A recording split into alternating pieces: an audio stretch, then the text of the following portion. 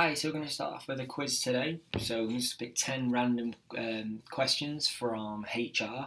So grab yourself a pen, grab yourself a piece of paper, or you could just do it on an iPad or Google Docs, I suppose. And after each question, just pause it and write down your answer. They're all just those short definitions that we do in class. So we haven't done one for a while, so I thought it'd be a good opportunity to do one right now. Okay, so number one. What is an autocratic leader? So we looked at leadership in last week. So what is an autocratic leader? Okay, pause the video if you need to. 2, what is commission? Again, pause the video.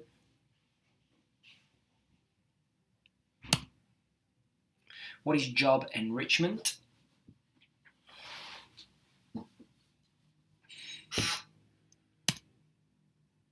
What is laissez-faire leadership?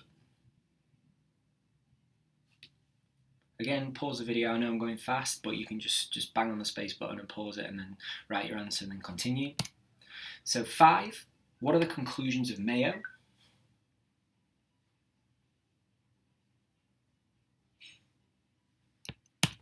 Okay, 6, draw Maslow's hierarchy.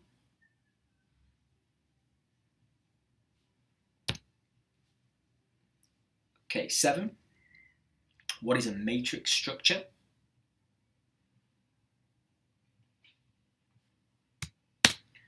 8, what is redundancy? Again, I know I'm going really quick, but just pause the video. Okay, 9, what is on-the-job training?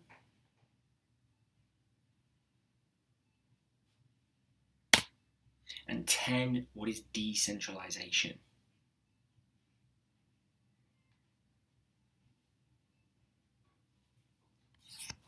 Okay, so let's say that these are all 1 markers. Obviously, Maslow's can be 5, so that's going to give us a mark out of 14. So let's talk about some answers there. So, number 1, what is an autocratic leader? So it's a dictator that gives clear instructions and does not listen to their subordinates. Okay, commission.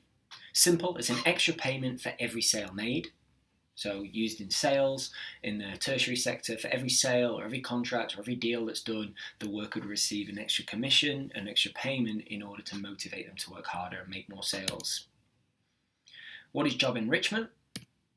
It's making a job more interesting, challenging and empowering.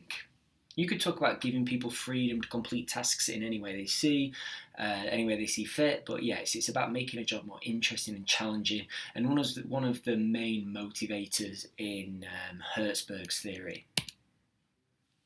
What is a laissez-faire leader?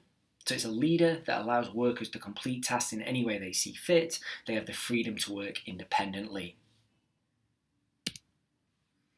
What are the conclusions of Mayo? About empowerment, involvement, communication and teamwork, because his Hawthorne effect said that regardless of the physical change, it was the feedback and the involvement and the communication that was motivational rather than the actual physical change. Okay, 6, we've got Maslow's hierarchy of needs. So we've got physical needs, safety and security, social needs, esteem, and self-actualization. Just for a little extension, how could a business actually then apply this? Well, for physical needs, they could pay enough pay to meet their basic needs. They could give a housing allowance to make sure that people could meet their basic needs. Safety and security, they could put people on long-term contracts. They could give people correct safety equipment for their physical safety, a pension, and enough to save for the future would also help with a person's safety and security. Social needs, they could have staff events, a nice staff room where people can go and communicate and relax, and allow teamwork and collaboration. Esteem needs, obviously recognition, praise and promotion. That's going to help a person feel good about themselves. If you recognise hard work and excellent outcomes, then that's going to help with their esteem. And self-actualization is about becoming the best version of yourself. So you're talking promotion, training, empowerment and extra responsibility. So a person is progressing and becoming a better version of themselves. Okay, 7. What is a matrix structure?